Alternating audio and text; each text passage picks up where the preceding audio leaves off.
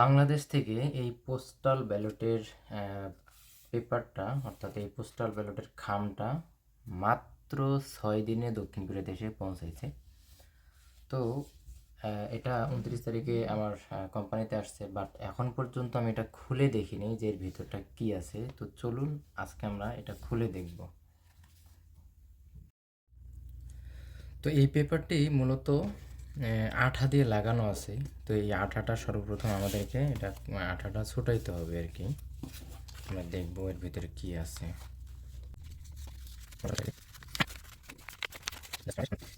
খোলা শেষ। মূলত এখানে আমরা দেখবো কয়টা জিনিস আছে। তো এটা হলো উপরের একটা খাম, অর্থাৎ দক্ষিণ কোরিয়াতে আসছে যে খামে করে, সেটা হলো এই খাম।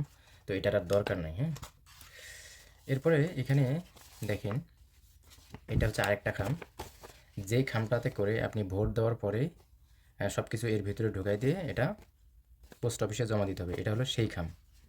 ঠিক আছে, তো এটা সাইডে রাখলাম।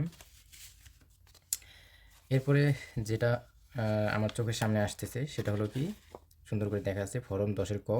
এটা হচ্ছে ক্রমিক নম্বর আমার, এটা ক্রমিক নম্বর ব্যালট পেপার অনুযায়ী। তো ত্রয়োদশ জাতীয় সংসদ নির্বাচন ও গণভোট 2026, অর্থাৎ 2026-এর গণভোট এবং ত্রয়োদশ জাতীয় নির্বাচন যেটাকে বলে সেটা। পোস্টাল ব্যালট পেপার, তো এটা মূলত পোস্টাল ব্যালট পেপার। তো এখানে একটা জিনিস, সেটা হলো কি, আমি এটাকে এখন দেখব যে এর ভিতরে কি আছে। মূলত কতগুলান সবাই অবশ্য দেখছে বিষয়টা। এখন অবশ্যই ভোট দেওয়া যাবে না, এখন ভোট দেওয়া যাবে না। শুধু আমরা দেখব। তো এটা হচ্ছে মূলত গণভোটের একটা ফর্ম।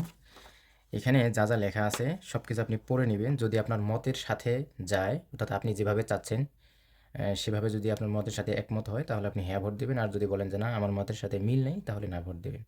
তো আমি মনে করি এখানে অবশ্যই হ্যাঁ ভোট দিবেন, কারণ দেশ গড়ার স্বার্থে অবশ্যই হ্যাঁ ভোটের প্রয়োজন আছে, হ্যাঁ ভোটটা দিয়ে দেবেন। তো এটা হলো গণভোটের খাম পেপার গেল। এরপরে আসছে আরেকটা। তো এখানে কিছু নির্দেশনা আছে, তো এটা আপনি পড়ে নেবেন।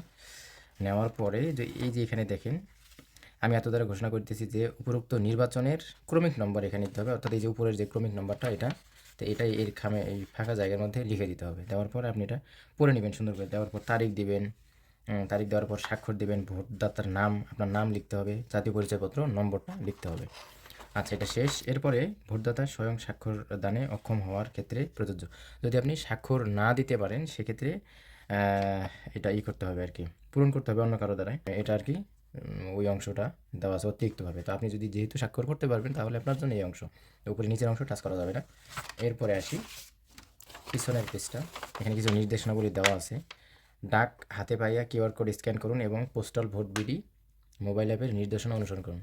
এখনও পর্যন্ত অবশ্য আমার যে কিউআর কোড স্ক্যান করার যে অপশনটা, এটা এখনও আমি পাইনি। তো পাইলে আমি এটা স্ক্যান করব, যাতে তারা বুঝতে পারে যে আমার কাছে ব্যালট পেপারটা আসছে। আচ্ছা, 2 নম্বরে প্রেরিত ত্রয়োদশ জাতীয় সংসদ নির্বাচন ব্যালট পেপার সকল প্রতীক মুদ্রিত রহিয়াছে, যাহার প্রতিটি প্রতীকের পাশে ফাঁকা ঘর রহিয়াছে। অন্তত ফাঁকা ঘরের পাশে আর কি টিক চিহ্ন দিতে বলবে। এটাই, এত কিছু পড়তে আমরা যাব না। তো এটা সবাই পড়ে নেবেন সুন্দর করে, কী কী বলছে না বলছে সেটা অবশ্যই পড়তে হবে। আমরা এটা সাইডে রাখলাম। এরপরে আসলাম মেইন যে জিনিসটা, অর্থাৎ আপনার কাঙ্ক্ষিত প্রার্থী, কাঙ্ক্ষিত প্রতীক, সেই প্রতীকের ছবি।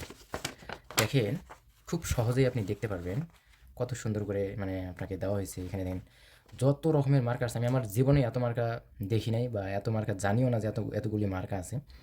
সর্বপ্রথম ডান পাশে দেখতে পারবেন, উপরের দিকে ডান পাশে সর্বপ্রথম দাঁড়িপাল্লা দেওয়া আছে ইনশাআল্লাহ। হ্যাঁ, দাঁড়িপাল্লার জয়ধ্বনি শোনার জন্য আমরা অপেক্ষায় আছি, ইনশাআল্লাহ দেখা যাক। এরপরে আছে দালান, তারপরে আছে দেওয়াল ঘড়ি, তারপরে আছে দোতলা বাস, 2 তলা বাস আর কি। তারপরে আছে দেওয়াত কলম, দোলনা। এরপরে আছে ধানের শীষ। ঠিক আছে, ধানের শীষটা আসলে এখানে দেওয়া ঠিক হয়নি, অবশ্যই ধানের শীষটা উপরের দিকে দেওয়া উচিত ছিল, কারণ যেহেতু বড় একটা দলের বড় একটা মার্কা, তো সেক্ষেত্রে উপরে দিলে হয়তো মানুষের চোখে ভালো পড়তো। তো যাই হোক, এটাতেও সমস্যা নাই। যারা যে প্রতীক পছন্দ করে তারা সেই প্রতীক বেছে বেছে অবশ্যই সেখানে টিক দিবেন। অবশ্যই এখানে একের অধিক টিক দিলে কিন্তু এটা মানে ভোটটা গণনা হবে না, অবশ্যই একটাই টিক দিতে হবে। ঠিক আছে, একটা টিক দিতে হবে। এরপরে আসি, দেখি কী কী আছে। দাঁড়িপাল্লা এখানে মানে বহুল পরিচিত যেগুলো, এগুলো শুধু পড়তেছি আমি। দাঁড়িপাল্লা, এখানে ধানের শীষ আছে। এরপর আছে এই যে 8 তারিখের প্রজাপতি। হুম, এরপরে আছে কি ঢেকি, তারা, টেলিভিশন, টেলিফোন, ট্রাক্টর, এই যে ট্রাক অর্থাৎ বিভিন্ন ট্রাক এটা। তারপরে আসি কি, তারপরে চাকা, জানি না কার, চশমা, ছাতা, জগ, জাহাজ, জাহাজও আছে, জাহাজ কার জানি না। গামছা মনে হয় ওই যে ইয়ার, কি বলে, টাঙ্গাইলের কি যেন নাম ভুলে গেছি, যাই হোক খেজুর গাছ, কুড়াল, কম্পিউটার, কুমির, কেতলি। আচ্ছা, এরপরে আছে আপেল, আনারস, আমালি, আলমারি, আলমিরা, আলমিরা কেন ভাই, আলমারি ওটা, উত্তরণ ভুল করছে, যাই হোক সমস্যা নাই।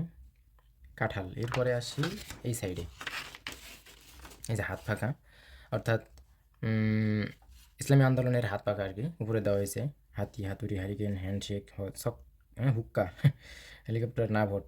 কেউ যদি ভোট না দিতে চায় তাহলে এখানে না ভোটে ক্লিক করবে। তো অবশ্যই আপনার ভোট পচাবেন না, অবশ্যই ভোটটা দিবেন। হ্যাঁ, ভোটটা অবশ্যই দিতে হবে, ভোট পচানো যাবে না। আপনি এতদিন পরে আপনার 30 বছর, যারা ইয়াং জেনারেশন আছেন 30 বছর বয়সে সর্বপ্রথম ভোট দেওয়ার সুযোগ পেয়েছেন, অবশ্যই ভোটটা দিতে হবে। তা না হলে কিন্তু আপনি নিজের অধিকারকে ক্ষুণ্ণ করলেন, ঠিক আছে।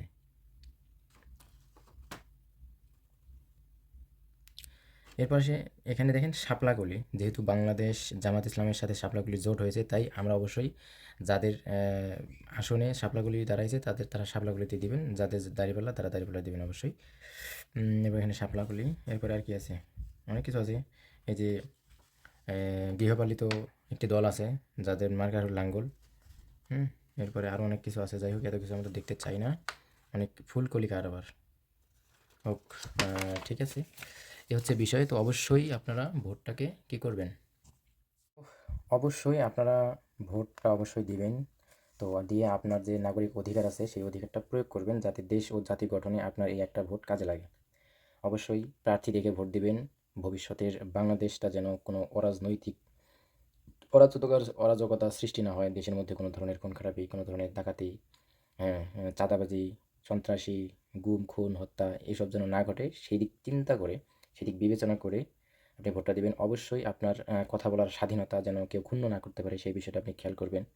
প্রবাসীদের যথার্থ মান সম্মান মর্যাদা যেন তারা দিতে পারে, সেই দিকটাও একটু খেয়াল করবেন। অবশ্যই ভোটটা বুঝে শুনে দিবেন। তো এই হচ্ছে ব্যালট পেপার।